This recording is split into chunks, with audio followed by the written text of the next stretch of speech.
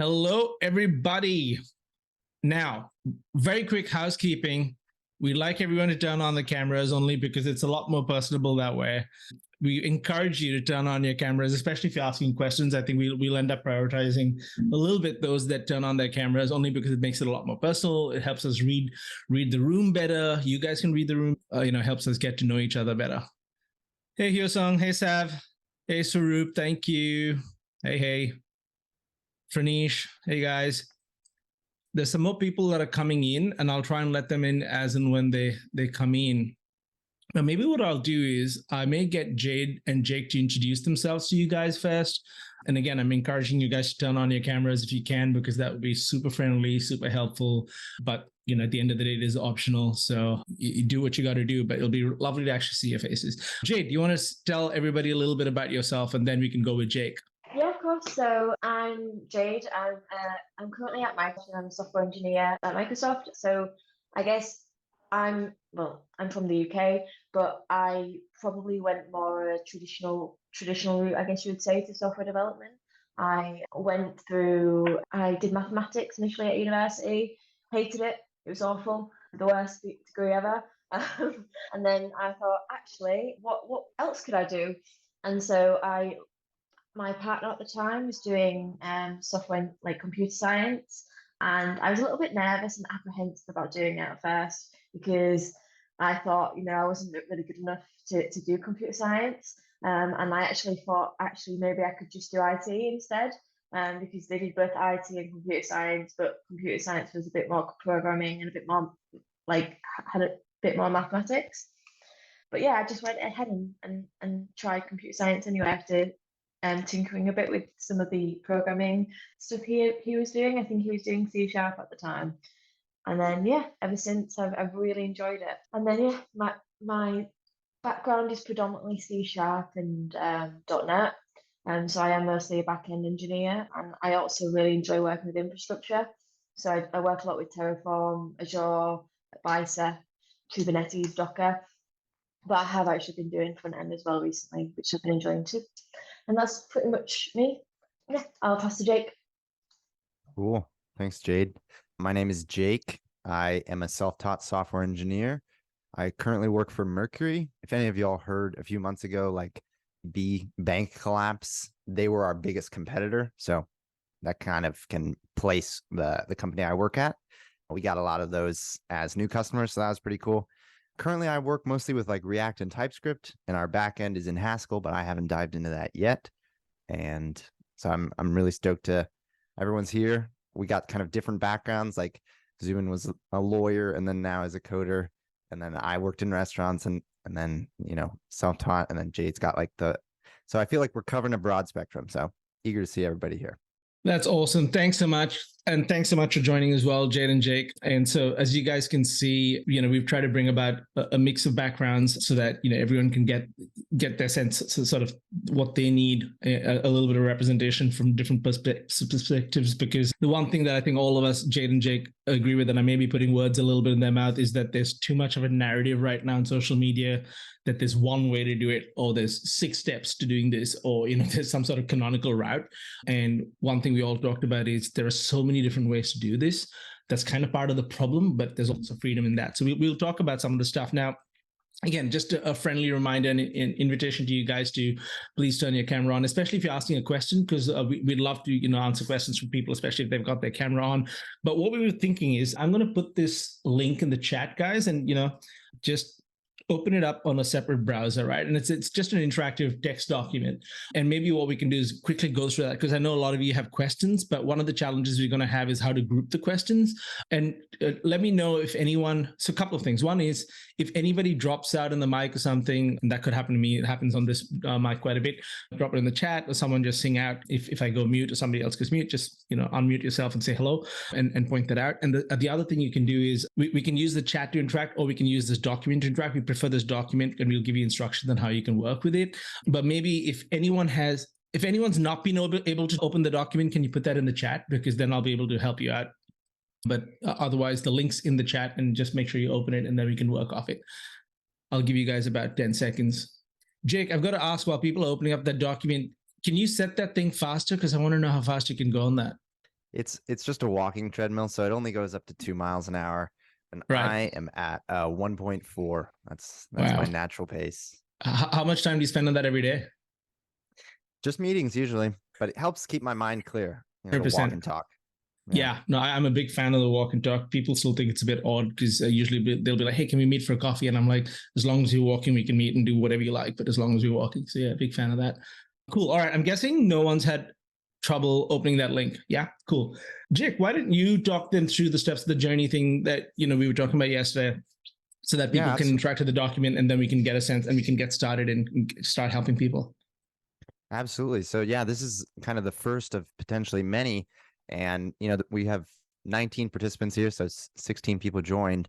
So we're trying to figure out, where are y'all at in your journey with coding? Like, what's your relationship with coding, and what would provide the most value for you? So we kind of grouped that into 4 buckets of granularity of like, you're brand new and you're kind of curious about it.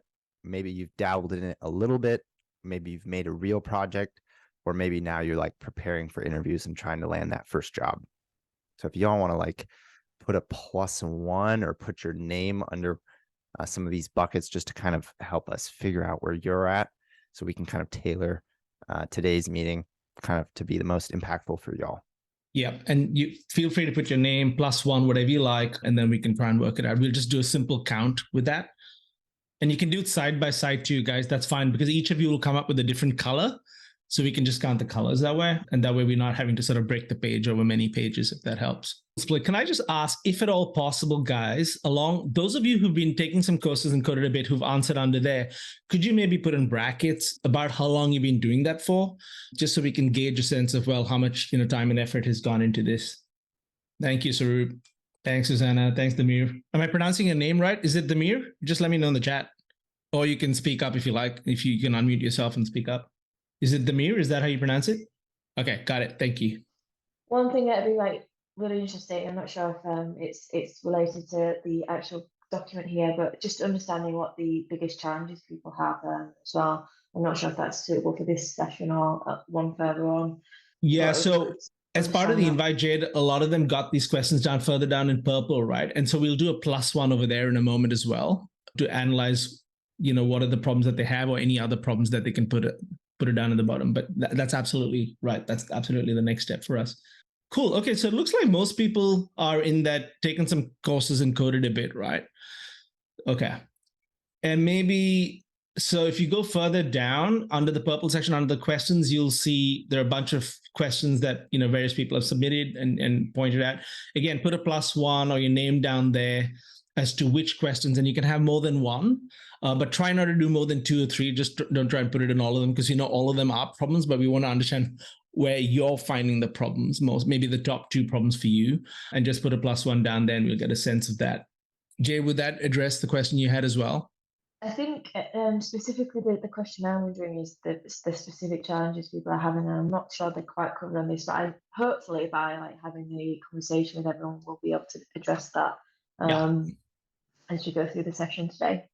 Yeah, quite interesting, because it's part of the work I've done over the years, teaching and encouraging people to code and sort of running boot camps and stuff like that. There's a huge distribution. I mean, there's a very clear distribution of the number of people that end up trying to learn to code, get some level of coding literacy, like understand the basics, syntax. And a lot of people assume that just writing if then loops, or, understanding a for loop is what coding is all about. And unfortunately, that's just literacy.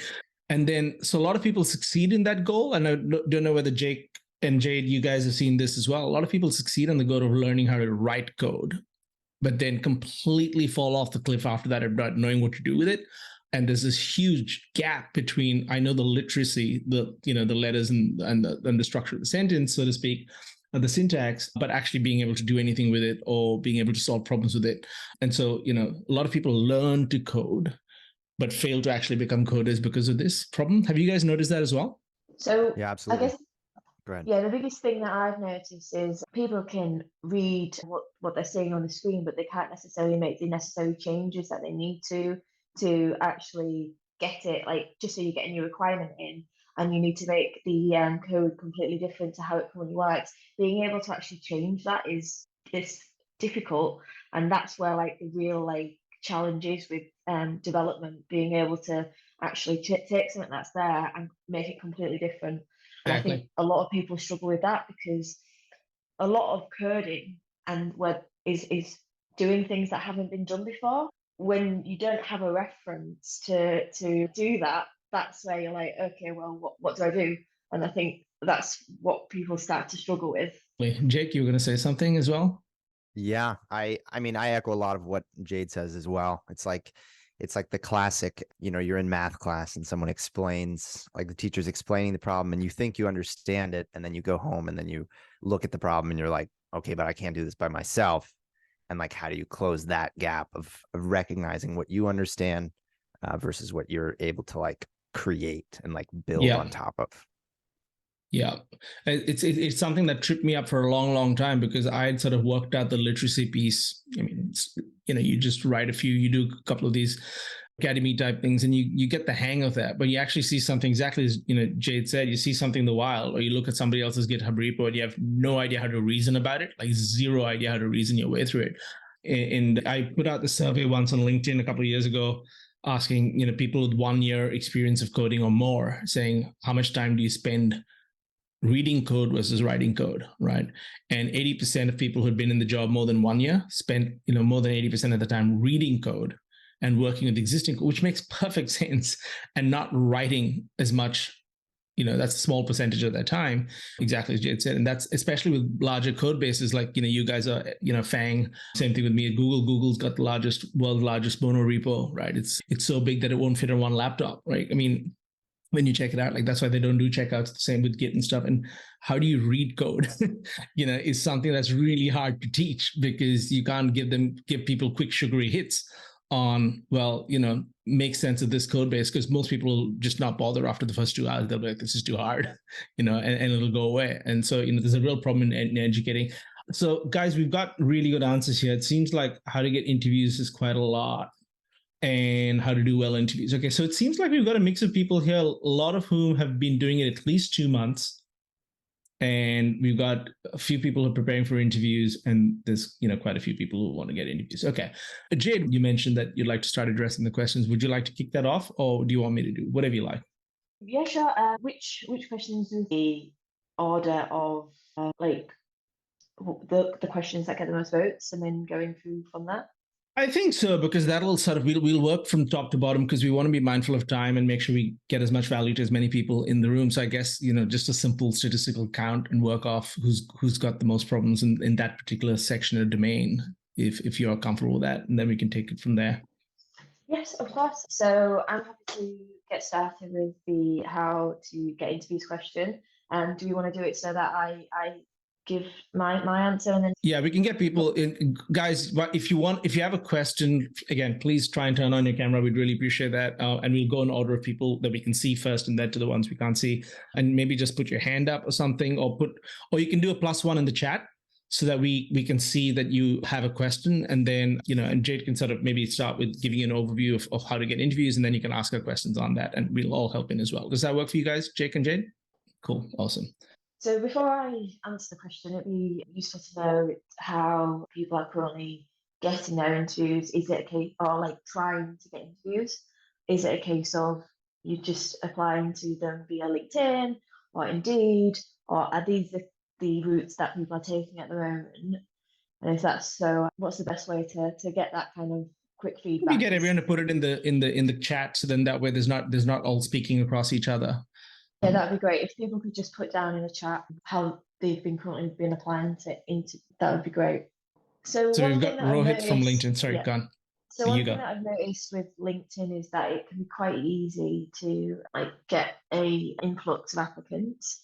So standing out in terms of just having a CV is quite difficult.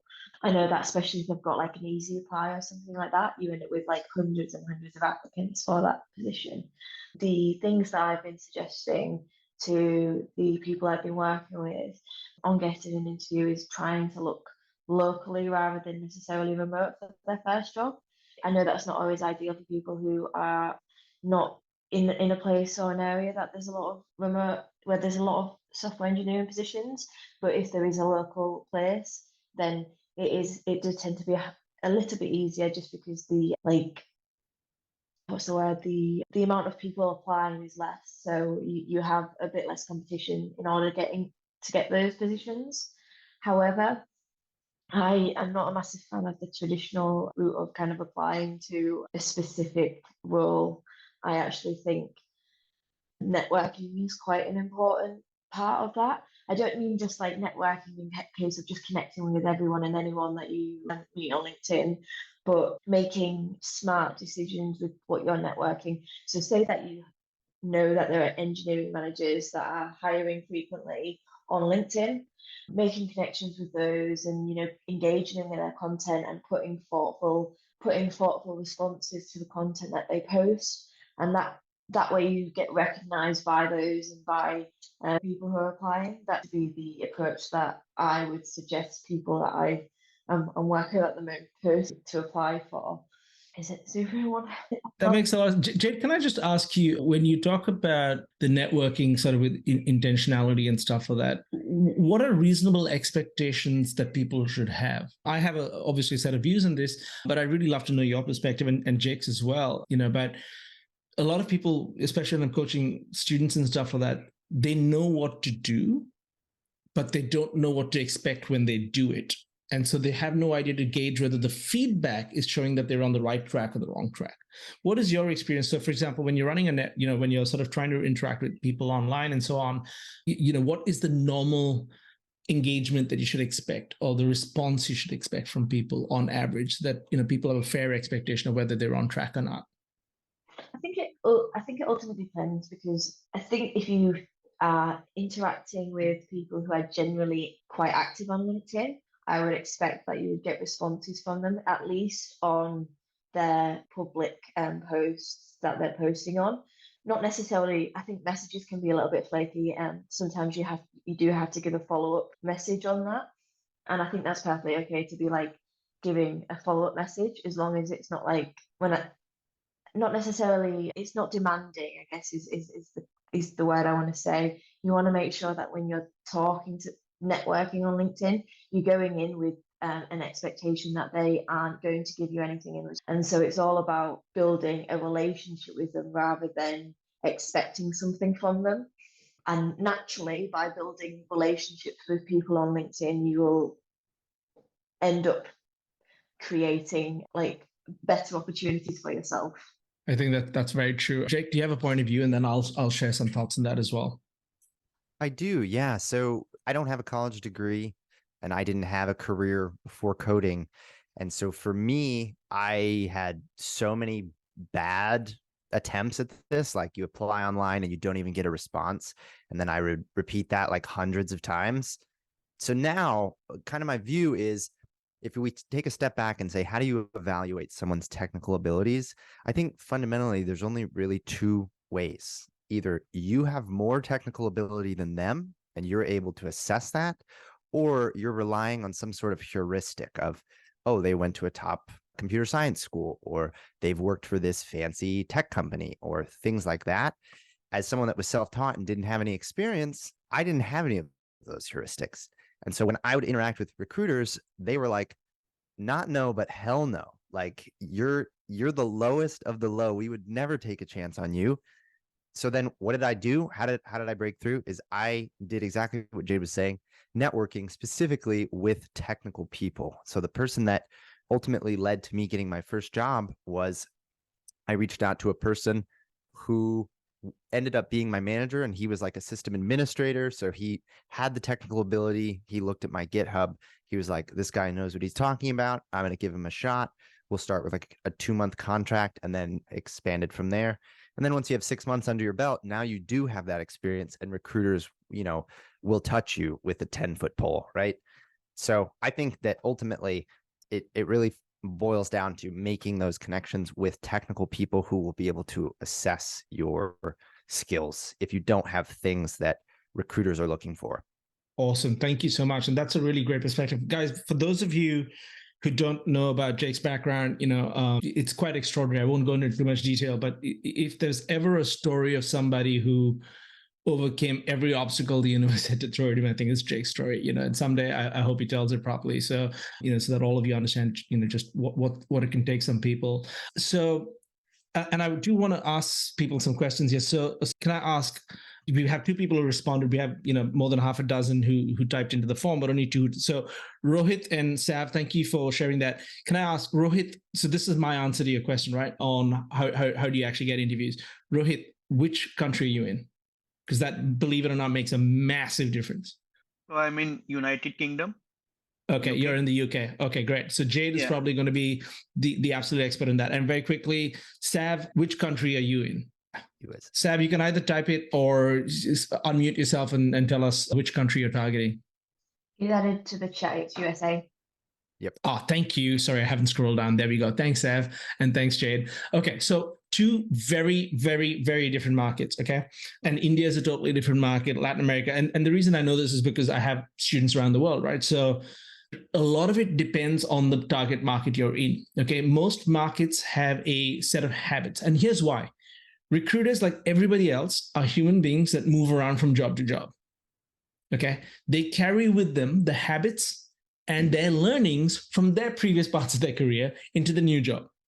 And this creates a culture, a little microcosm in their local environment that you need to understand before you can penetrate it. All right. Now, Jade's point and Jake's point, 100%. The most superior strategy is to go through with some sort of warm introduction / referral or whatever. Okay. However, to get to that stage when you're coming in cold is extremely hard. Okay, so there are three aspects to this. One is technique for the outreach. The second is time to be invested, okay, and a certain iterative process to get your technique improved for your target market. So TNT, TTE are the three, okay? Technique, time, and expectation. Expectation is also extremely context specific. Now, for example, Vancouver in Canada has a way different recruiting culture, and the technique required and the time and the expectations are very different from Toronto, even though they're both in Canada. Okay. Toronto, in many senses, is actually closer to, I would say, like Los Angeles, Raleigh, North Carolina, possibly even London, believe it or not. Vancouver is way closer in its approach to San Francisco and Seattle, in the way, recruitment's done. So this is another thing, guys. Everything that Jade, Jake, and I are talking to you about, you've read somewhere. You've seen this on blogs, you've heard this on podcasts, right? And there's a reason why. There's only so many ideas that actually work. And we all actually already know what they are.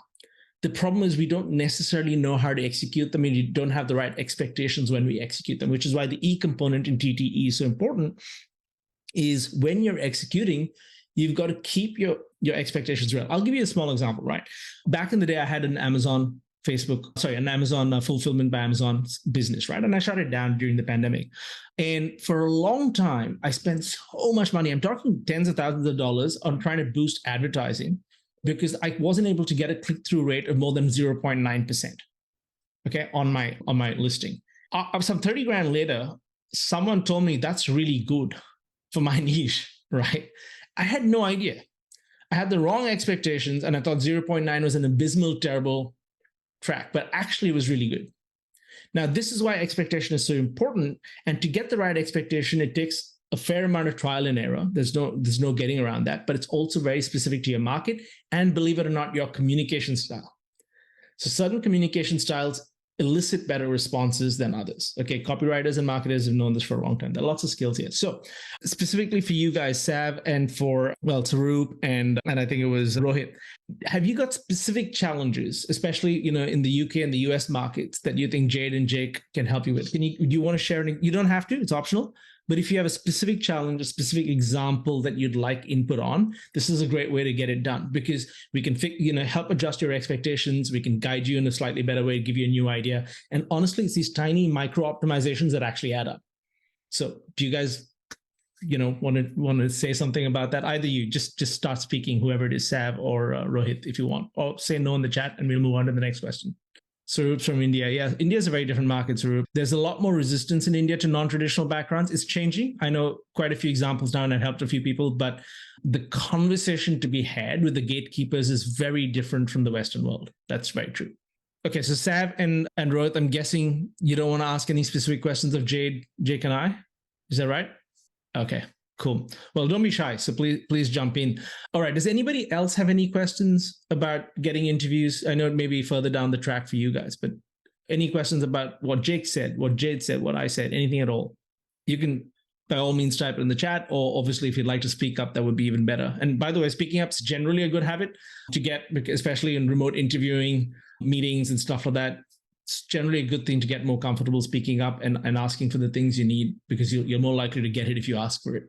Oh yeah, we have a hand up from Andy. Andy, you want to pop your mic and let us know what your question is? Hello, can you hear me? We can hear you. Yeah, okay. In terms of getting an interview, when you're applying to a role, if it's for a recruiter that's reached out to you on the network, say with LinkedIn, you still write a cover letter. Andy, are you from the UK? I sense an accent from that part of the world. Okay, maybe Jade, do you want to take this? Represent? Well spotted. Are you applying for a recruiter that is with the company or external from the company? They are normally through a recruitment agency. Okay, so in my experience, when I've dealt with recruiters before, I've never had to write a cover letter. I've only ever written a cover letter if I was applying to a in-house recruitment. So if the company had their own in-house recruitment. So I would typically not do that. Is there like a reason why you were thinking about doing that? Have they asked you to do that? No, but I think it's more the case that recruiter would typically reach out to lots of people, and it's about suppose finding a way that you can make yourself stand out, that they want to proceed with you, I suppose. Because I mean, I've not applied for a job in ages, but I'm seeing lots of mixed messages on the web about whether cover letters are still required or not, or whether they are just a waste of time. So are the recruiters reaching out to you, or are you reaching out to them? They're reaching out to me, like Okay, so messaging. So I think usually when a recruiter reaches out to you, they generally try to have a conversation with you. Like they would, before like proceeding with you at all, they would try to call you. So and through that conversation, at least in the UK anyway, and through that conversation, they would be asking you about your skills and your experience, is where you really have a chance to sort of sell yourself and make them want to proceed with you. I wouldn't necessarily think that a cover letter is needed, like especially with recruiters, because recruiters are really trying to like, a lot of the time they're just trying to like figure out whether or not like quickly if you've got the skills that they need, and so they generally try and gauge that from a one-on-one conversation, from my experience. Have you managed to proceed with like a call with them? I have, yes, but I think it's me just trying to find a way that I can realize and identify my skills and putting that forward to them. So what might be good to do for yourself then is, before even having the conversation, just like writing down like the skills that you do have, because what they want to see is confidence. They want to see that you are confident with the skills that you have. They don't want to like have you go into the conversation and trying to think about it. So it's always good to be prepared before that initial conversation with the recruiter, and making sure that you like do have that list of skills and experiences that you have had, and you do have that reference when you are having that conversation with them. A lot of the time it is just like a checkbox for them. A lot of the time they're not necessarily understanding the content like that you're saying. They're like looking for keywords a lot of the time. Well, thanks a lot. Yeah, no, I just want to chime in there. I think that goes back to that heuristic thing, right? Like the keywords are their ability to know whether you're a good candidate. And the thing you said about confidence, Jade, really stands out to me as well, because, you know, as I was teaching myself, I didn't have friends that coded.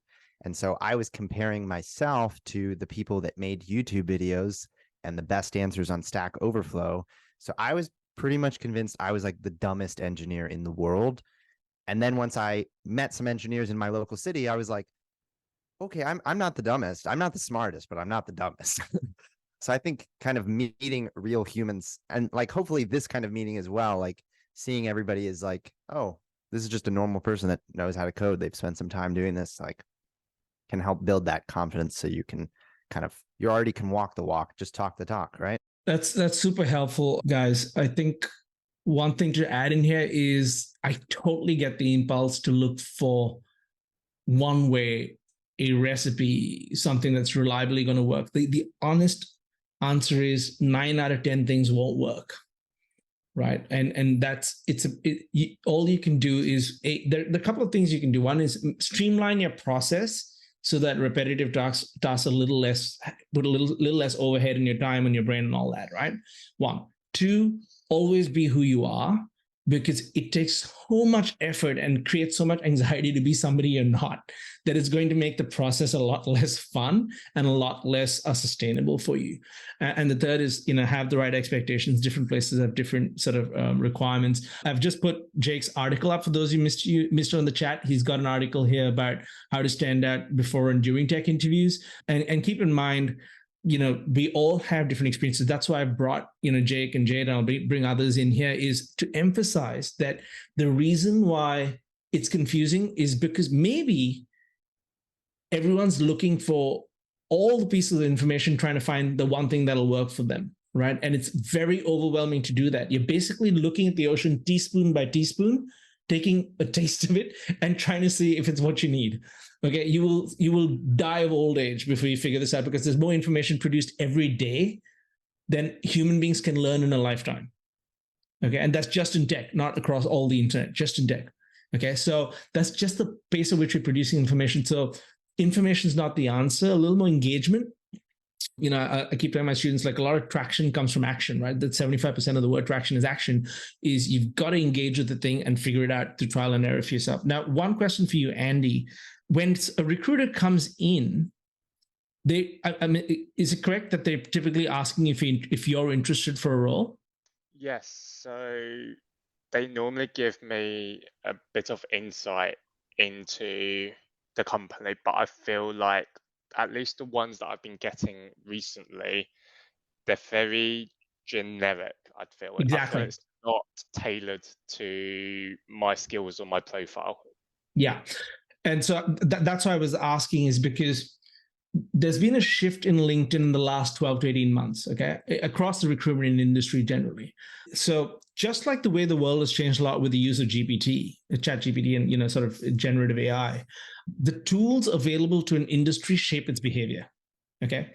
So what we're starting to see across the globe, but especially so in the Western world, is the way recruiters are having to prospect. So keep in mind, a recruiter's job is to find candidates, match them with the right opportunity, right? They're basically a broker in the marketplace, and they get commissions for this. It's just a business model that works for recruitment, right? It's a perfectly good business model. But think about when those incentives are set up that way, what are they trying to do, right? The moment you get a tool, there was a time when, it was normal for people to do box drops. For those of you old enough, a letterbox drop is when you have somebody walk around the neighborhood and drop a pamphlet or a flyer in your letterbox. Then email marketing came along, and suddenly you could blast, 20 times that audience, right? It's the same thing with recruitment. There was a time when a lot of recruitment could be inbound, where, they just put it on the job site or they put it on their website and people had to find it and all that. Now recruiters can go out and mass blast target prospects. And the way LinkedIn works in the background for recruitment is there are all sorts of filters that can be turned on and off. So because of that, more likely than not, these days, you're going to see more generic outreach emails that are part of a blast, right? Now, my number one tip for handling this, and there's a reason why, it's because it actually makes you come up more in the results for recruiters, because recruiters are using LinkedIn like a search engine for people like you, okay? So number one tip for that, as much as you can, respond, okay?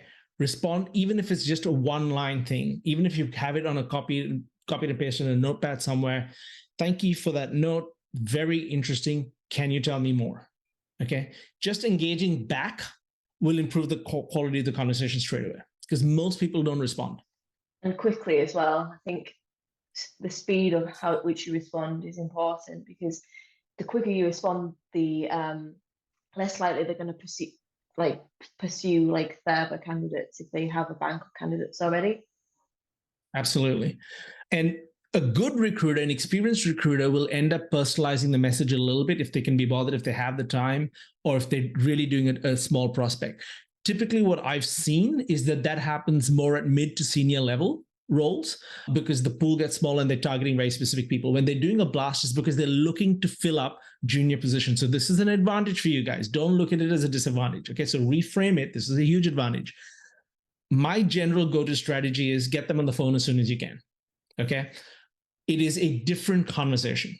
And as Jade said earlier and Jake's talked about before, we've gotten too accustomed, I think, to doing things digitally. There's a lot of merit in just getting on the phone and having a human-to-human conversation with the other person. Okay, immediately the quality of the relationship improves.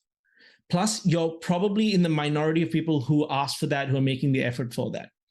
That's the second tip. The third tip is always be mindful that the recruiter is particularly incentivized to help you if you can help them succeed. All right? More so for external recruiters, as Jade said, than for internal recruiters. Internal recruiters have a different incentive structure. Okay, but external recruiters, they have to hunt what they eat, and they're hunting you. Sorry, they would have to eat what they hunt. I got the idiom backwards. They got to eat what they hunt, and they're hunting you, right? So it's really important that you be winnable, which basically means show enthusiasm, show that you understand what they need, show that you're highly available to them, but at the same time, without signaling that you're desperate. That's really important as well. You also want to get them on the phone so that you can build that relationship in person, have the conversation. Asynchronous communication is really good for short comments. It's not great for a conversation. I mean, we do it now, but it's not ideal. You get way more information by actually having the conversation. Do it on a Zoom or whatever it is, which is why I keep saying, guys, get used to speaking up. It's such an easy advantage to have. Sorry, Jade, go ahead. One thing that I think the digital world that has caused is there's a certain element of loss of human contact and emotion. You don't have that emotional connection to people anymore. It's so much easier to ignore people and just ghost people pretty much on the internet than it is when you have a conversation with them or you're chatting with them. And I think that's become a real issue within the digital world, because you just don't have those relationships anymore. Not often. And it takes a lot, even as a remote employee, to build relationships with colleagues and stuff, because you just don't see them. And sometimes when you do see them, a lot of the time you have cameras off.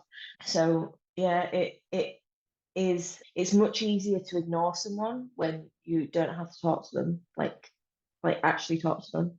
100%. So Andy, hopefully all of this stuff helps. But remember, when they're reaching out to you, it's because they need you, right? Do not forget, most job interviews, and I made this mistake for 10 years, is we think about our problem. I need the job, I need the opportunity, blah, blah, blah, blah, blah. It's true. But not to put too fine a point of it, kind of no one cares in the real world, right? What people care about is their problem, just like you care about your problem. Right. So remember that and make it a win-win for both of you, because I don't believe zero-sum games need to exist in this world. They don't, right? They really don't. And so if the recruiters reached out to you, they have a problem. Just shifting your energy about it and making it, how can I solve their problem, will completely change the kind of conversation you have with them. This is true of everybody, by the way, guys, not just recruiters. Once you're in the company, solve your colleagues' problem, solve your boss's problem. At the interview, solve the interviewer's problem, right? When you have that mindset on, it immediately forces you to ask questions. What do they need? What do they need to have achieved, etc.? Jade, sorry, go ahead. Suddenly, I was just going to add to that. Suddenly you're in a situation where you're not thinking, oh, I really need this job, I really want this job. You're thinking, is this job the right thing for me? Am I the right thing for them? And when you think in that mindset, that it's not about whether or not you get that job anymore. It's about being in the right role, and it's about doing what is right for you. And it's a massive change in the way that you think, but it does make a big difference to how things proceed in the conversations you have with the business. So true. So true. Sorry, go ahead, Jay. Yeah, I think that's a great point. The main thing is for me here. Oh, did I? Okay, no, sorry. I'll stop sharing so that we could feature you from that. I should have done it when Jade was there as well. Sorry, I didn't realize I was sharing still. You're good. All good. when I was like learning and listening to podcasts about the hot new tech, and I was like, that looks fun. I want to do React. React looks fun. My first job was HTML, CSS, and some, which, you know, a lot of people kind of despise Perl. But what I showed to the people, they were like, do you have experience with Perl? And I was like, no, like Perl was big when I was like born. So no, I don't. But what I did have was enthusiasm, right? Because if you don't have experience, I think you have to overcompensate for your lack of experience with enthusiasm that you want to solve their problems. Because if you don't have the expertise, what else do you have to offer? And then recognizing that your first job isn't like this, oh, I'm pigeonholed into doing Perl for the rest of my life. I've never even touched Perl since. But after having, 6 months of experience, suddenly recruiters were more interested in like talking to me and seeing whether I'd be able to solve their problems. Yeah, 10,000%. Right.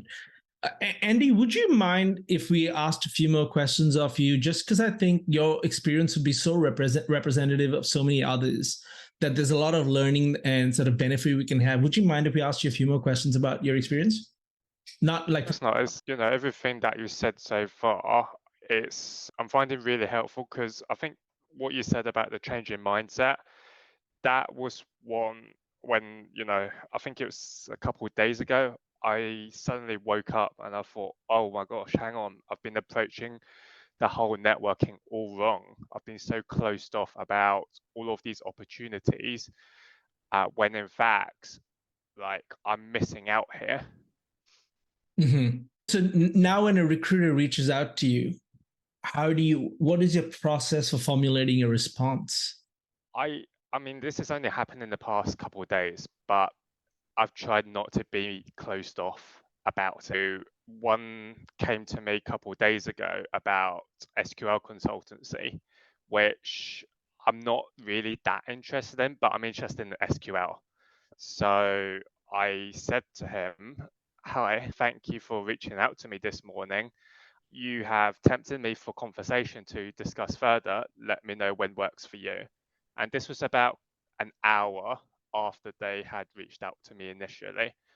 And they called me a couple hours later in the afternoon.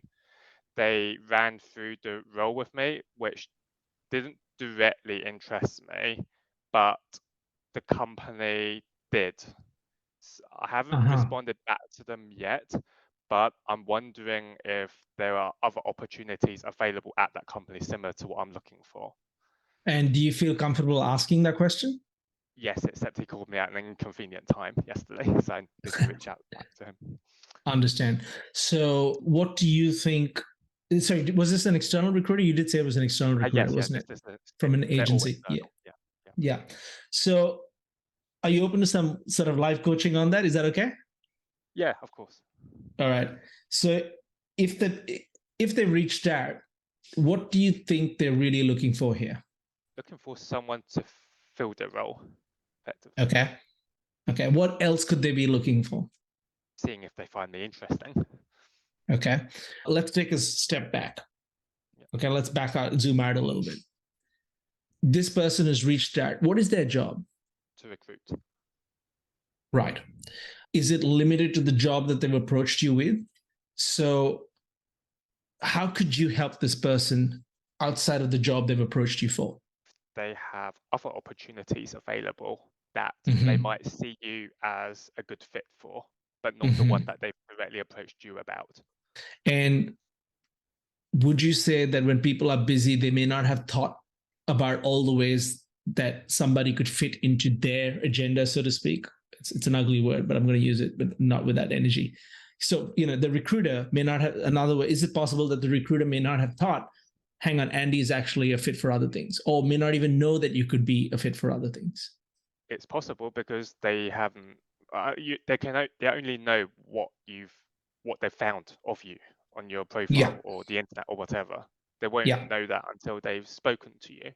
So I think recently I've been considering these phone calls as a more of a get to know. Exactly. Now think about it this way. Next week, after this role's been filled, whether you're the successful one or not, or a month from now, what's this recruiter going to be doing still?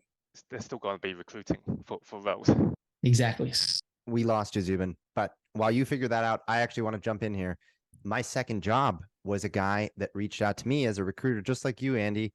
And he was very interested in hiring me for a position, but he got back to me too slowly. And I was in the process of interviewing somewhere else. And so I said, sorry, I've already accepted this first offer. That was my first job. And then when that contract ended, because they ran out of funding, he was now working at the largest employer in my city, which was a grocery store in Texas called HEB. And so I reached out to him and said, hey, I'm really interested in working at HEB. And we had already made that relationship. And so he was like, great, I'll try to set up an interview for you. And that already existed, which I don't know that would have happened had I not already had that relationship with him. So I love what Zubin's saying here. Like, think long term. Yeah, exactly. And the point that we're trying to make here, Andy, is just think of that energy shift we talked about a moment ago. Okay. If it's no longer about you and you're trying to help the recruiter as well, it's no longer about this role anymore, right? Yeah. Because you've just opened up a world of possibilities, and now there's another human being. And I'm a huge believer in this. Like, that's how I've never met Jake in the flesh. I've never met Jade in the flesh, right? But I know they're human beings with their dreams and aspirations, just like me. And I want to help because I truly believe there's a rising tide that can lift all of us. Like, I truly, truly believe it. Okay. And I think communicating that belief with the recruiter just makes, I've done that instinctively, even when I was in the recruiting side, both in tech and in law and in my business career and all the rest of that.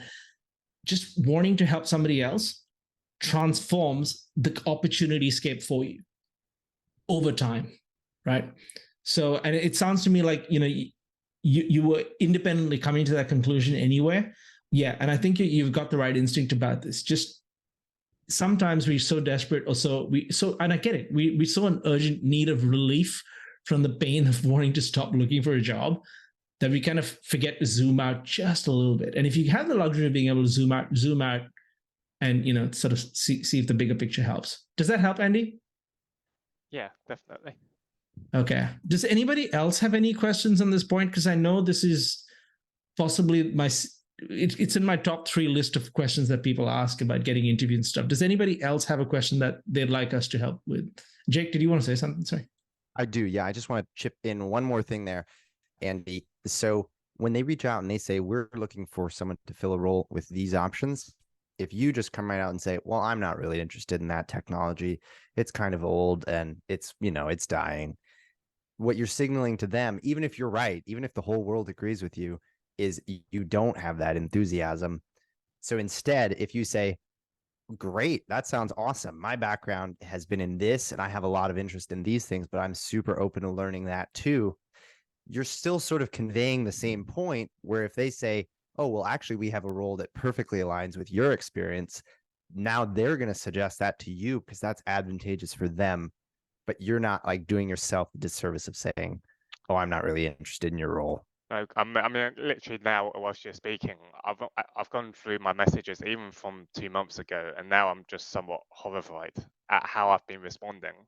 One of them, excellent. That's the best news ever, Andy. That's seeking a new opportunity, and I think now I look back on it and I thought, oh my gosh, I've just literally closed off this opportunity and this recruiter. And the worst part about it is, in hindsight, I am actually interested in the opportunity.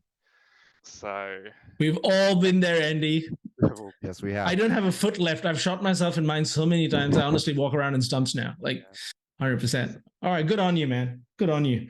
Rohit, did you want to share some of your experiences or specific questions? Because I know you were one of the people who wanted help on this. Is there anything we can help answer for you, especially Jade being in the UK? Yeah, so my challenge is a bit different, Zubin here. So I'm already an IT professional, like having spent some years in IT, not in coding background. So I'm more into like project management.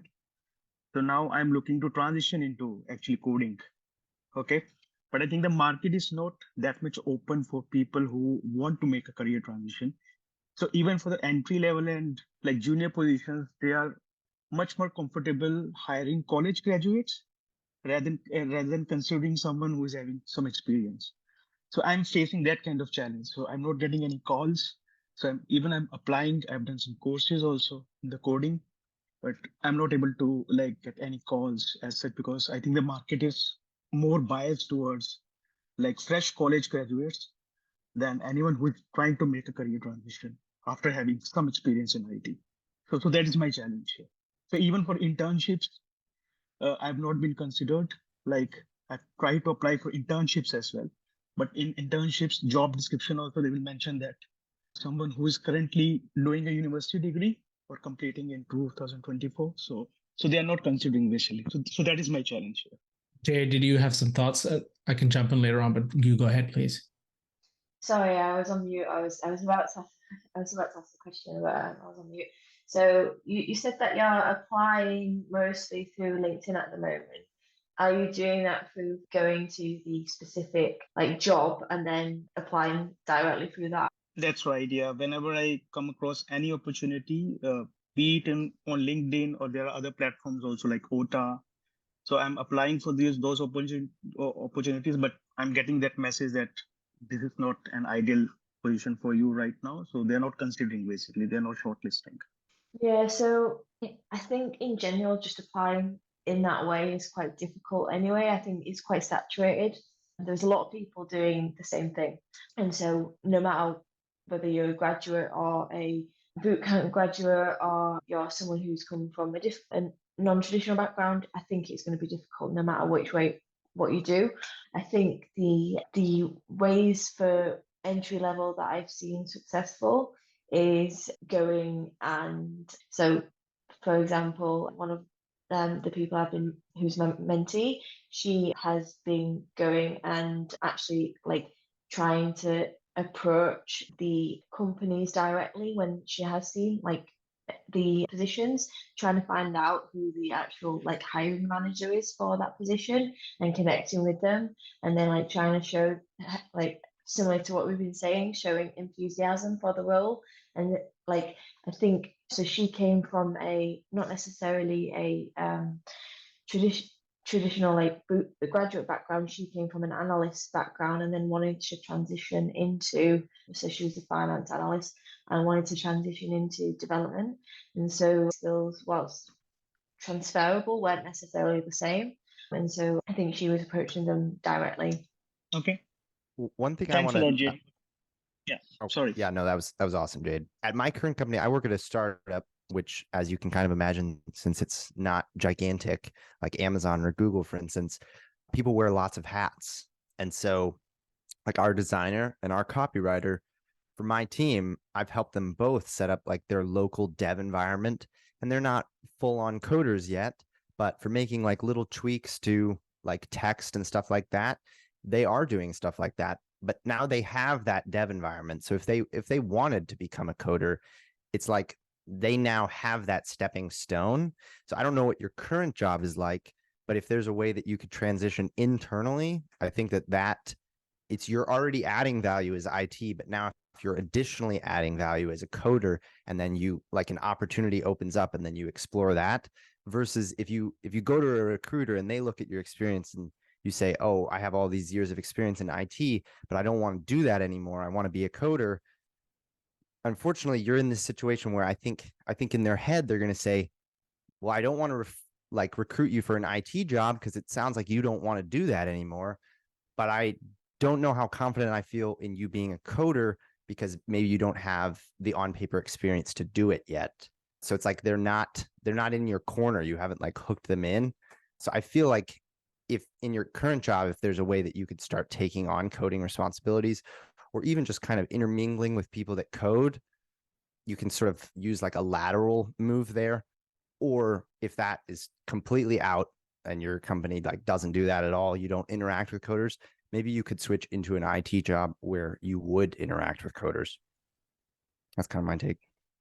Yeah, I love what both Jade and Jacob said there, because again, guys, I want to emphasize, just see the richness and the nuances and the perspectives. Okay. Now, and I'll offer mine in a second, Rohit, as well.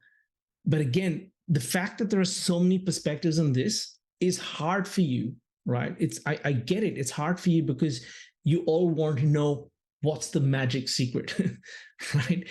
For hundreds of years, people have been asking that question about every domain, from gardening to relationships. Okay. There's so much variety in the human experience that asking that question is going to set you up for frustration. So just keep that in mind in the back of your head anytime you catch yourself. Okay. Saying, oh, I really wish there's one answer. There isn't. There could be one answer for you, and it's got to be excavated. Okay. And that takes time and effort.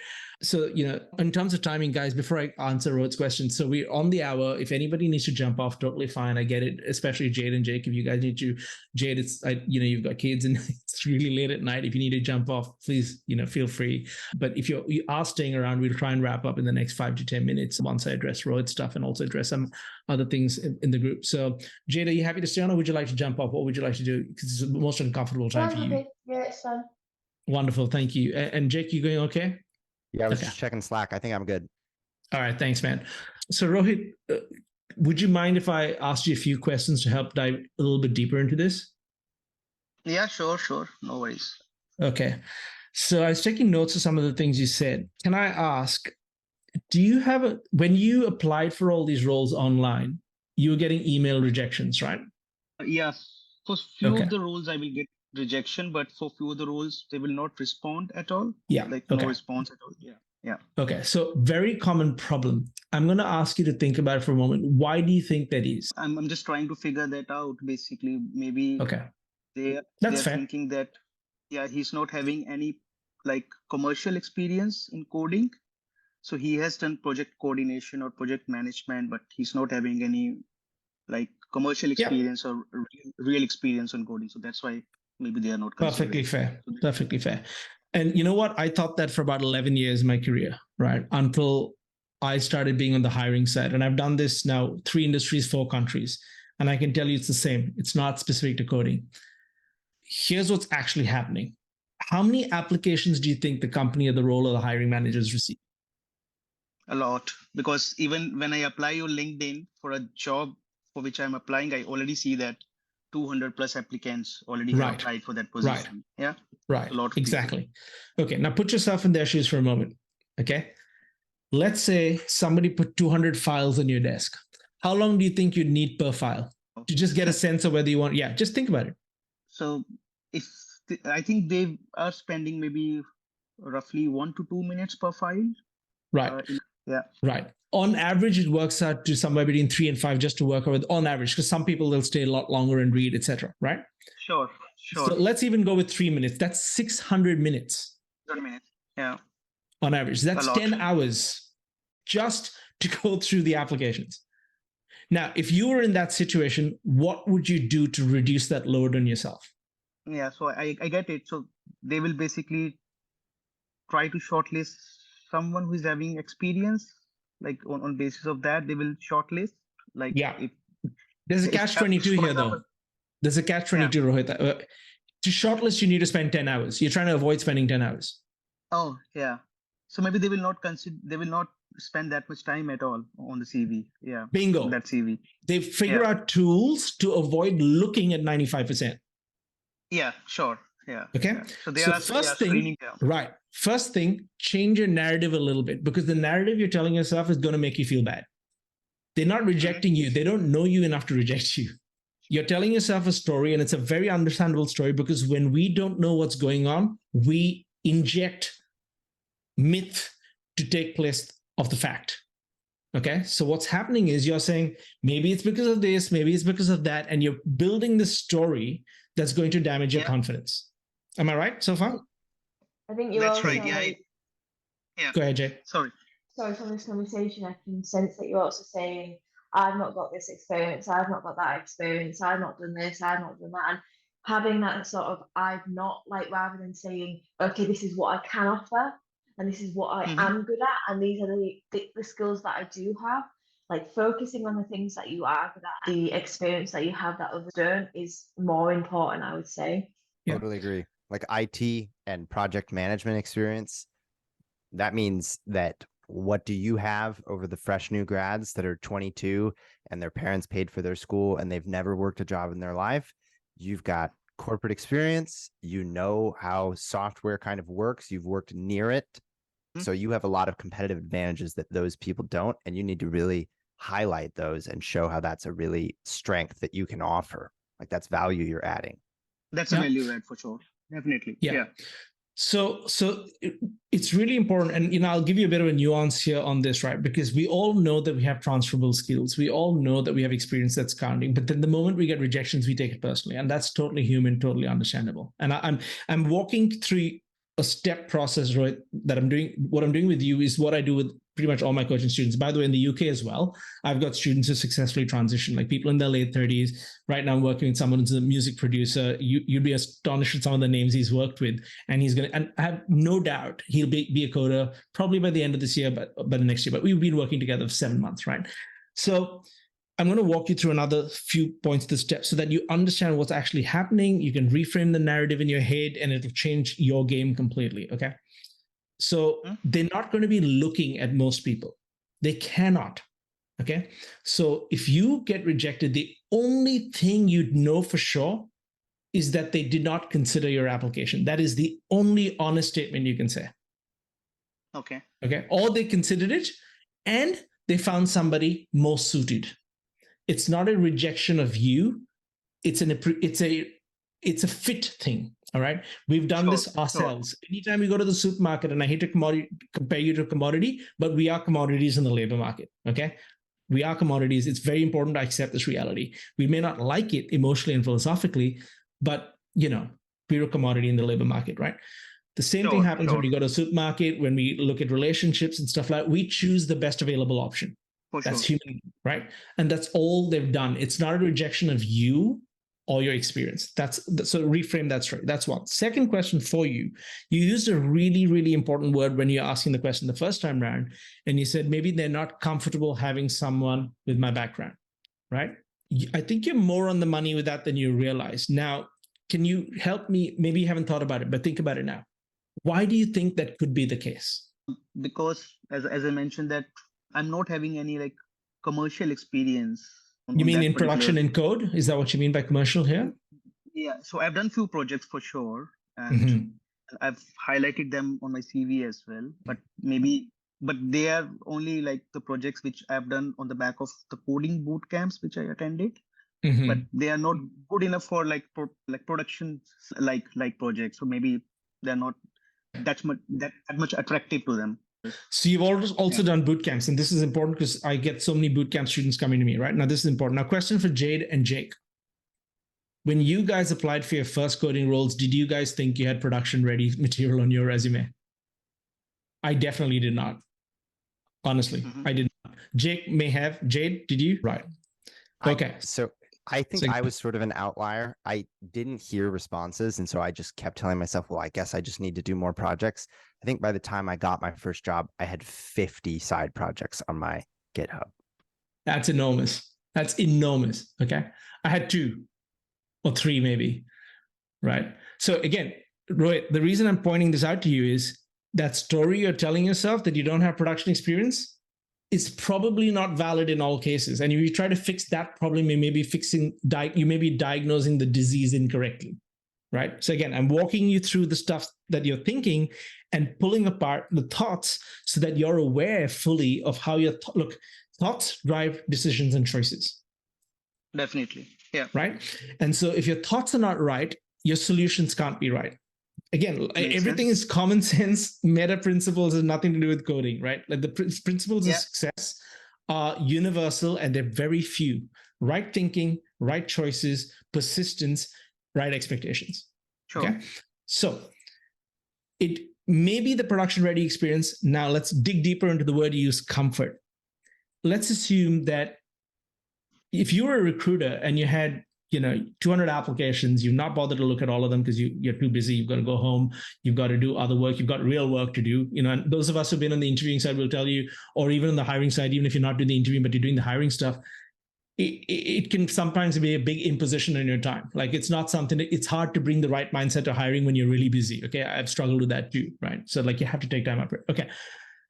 Now you got this person who's clearly wanting to find the best candidate for the role. They've got all these applications. A lot of them are not quite right for the role or whatever. People are just trying their luck. That's normal. Now, put yourself in their shoes. They have all these choices. They're going, and as you said a little while ago, they're going to take the one that they consider to be the best, right? And as a career changer, would you say you represent a risk to them? Yeah, I perceive that way definitely, because I see myself, because I'm not having any professional experience. So if they Right. consider me, so I might be risk that I might not be able to crack the interview. So Exactly. yeah, can be potential risk. Exactly. Sure. Now I'm sharing stuff with you that I learned when I was doing my startup. So when I left from law to my first non-legal role, here's an interesting anecdote for you guys. Okay. I'd learned so much by trying to build a startup by that point in time. And I started applying those lessons to career change. Okay. Almost everything that helps in career change has nothing to do with the technical subjects. So this is the subject matter, right? So this is what happened. I was a high-performing lawyer, top 3% of the company, had been for 9 years, et cetera, et cetera, et cetera. Okay. And every single person I spoke to in this very large 40,000 person company I spoke to said, man, you've got the intellectual power, you've got the talent, you've got the skill, you can do anything you want. This is what people are telling me. So I applied for roles in the same company I was in, 53 straight rejections from the same people who told me that I had everything, it would be a breeze. Can anyone explain what's going on here? They like you personally and they believe in your story and they like the idea of an underdog. But when it comes down to brass tacks, when they view you versus other candidates, you're more of a risk to them. Yeah. Exactly. And it goes deeper. You're a risk at a number of levels. Again, this I'm sharing you stuff with you that I've seen in different corporates around the world. It's the same thing. When you make a decision that's going to get scrutinized by other people and that has a cost implication, you're going to take a very conservative decision that pisses the least people off, number of people off, is least risky, is least likely to be challenged, and which is going to get the job done, right? Because your reputation is at stake. Yeah. Exactly. You don't want to have to deal with HR. You don't want to have to deal with finance. You don't want to have your boss chewing out your butt for this weird decision you made. Sorry, Jade, go ahead. I think the other part of the risk is you are changing careers, and the actual decision to do that means, okay, well, you could easily do that again. Maybe you decide in 2 months. You're a flight risk. 100%. You're a flight risk. 100%, yeah, I right? got that. Yeah, maybe they can think that maybe this person is not that much stable. Maybe he's changing his career now. Maybe he's going to do that another 2 years down the line. So maybe they again don't want to take that risk.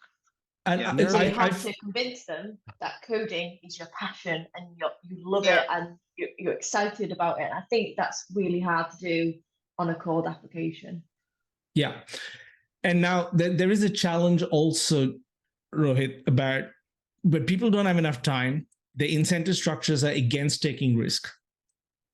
The odds of you succeeding that way, to Jade's point earlier, are tiny. Okay. Now, even if you would, Jade's at Microsoft, Jake's ex-Amazon, I'm ex-Google.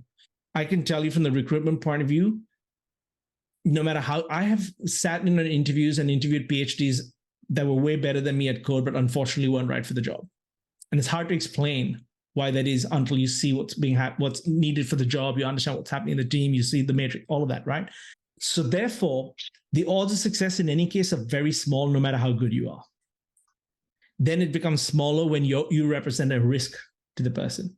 So the solution to this is not depending entirely on cold applications, which goes back to Jade's original point. You need to play a much longer game. And this is why I work with people for 6 to 12 months at a time. Right? I have never told someone I'll make you a coder in 90 days because I think it's a dangerous and false promise. It is in my view, it's an evil promise. Okay? Because you can learn to code in 90 days, or whatever that even means, like probably 200 hours is more accurate way of putting it, but doesn't make you a coder. So the strategy for you, Rohit, would be to start working on a campaign that de-risks you in the eyes of recruiters. Not just the external recruiter, the internal recruiter, but the actual hiring manager. And unfortunately, that is the kind of thing that could take weeks to put together, but that's your starting point. At least I'm taking away all the other options and distractions, right? You've been to boot camps, you've got the core technical skills, right? Now work on strategies to de-risk yourself. The common strategies are, you could do a couple of portfolio projects, but it's really hard to tell from the hiring side. I've had this problem so many times where I can't tell whether they've copied and pasted the code or actually engineered something, okay? So what my suggestion for you would be this: over a sustained period of time, build the relationships, let people see you. It's not who you know that matters, but who knows you and knows your journey. Let them see you evolve. right? So you've got to think about creative ways to see them, make sure you're seen to be evolving over time, and you're clearly evolving and growing. So you have to change your time horizon for success. Okay, one. Second thing is find a problem in your life. This is the easiest way to do a good project. Find a problem in your life that you want fixed and code something for it without following a tutorial. Okay, Sure. much harder to do, much more original, and you have a proper story which will de-risk you, because they don't expect your code to be production grade. They expect you to know how to solve problems with code. Sure. Okay, so if you've solved a real problem that resonates with you, that you see in your company, that you see in your personal life, whatever it is, and you have to design it and build it from scratch without a tutorial, and you talk through that process, they're going to have all the signal they need. So from a hiring point of view, the language they use often is signal. What is the signal that this candidate's strong? Right? Yep. And it's the candidate with the strongest signal, not just in the coding interview. That's one of the metrics, one of the dimensions, strongest overall signal. Now, Jade made a really, really important point. If you are crazy enough to change your career, teach yourself this pretty hard skill, risk your previous career and letting go of all the sunk cost, and solve a problem bravely without blindly following tutorials. And frankly, following a tutorial is the easy cop-out way. If you can do all these things, how could you not be super passionate?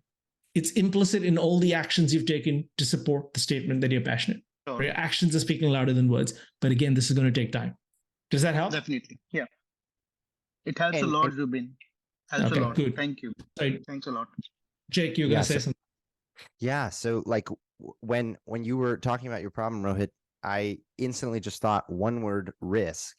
And so, you know, Zubin's talking about all these excellent points about how can you mitigate that risk in terms of, instead of just being this giant unknown of can Rohit do the job, you're like, oh, well, I've worked in a corporate environment before, so I got that completely covered. And I've been near like the software development cycle, so I understand how that works. I know how like project management works.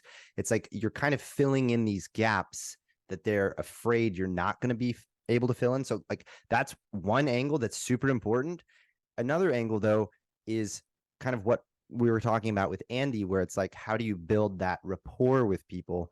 Where, like, for instance, my first job, I told you how he was a technical guy, and this was a department of the University of Florida, which like I had never even set foot in the University of Florida. That was super random.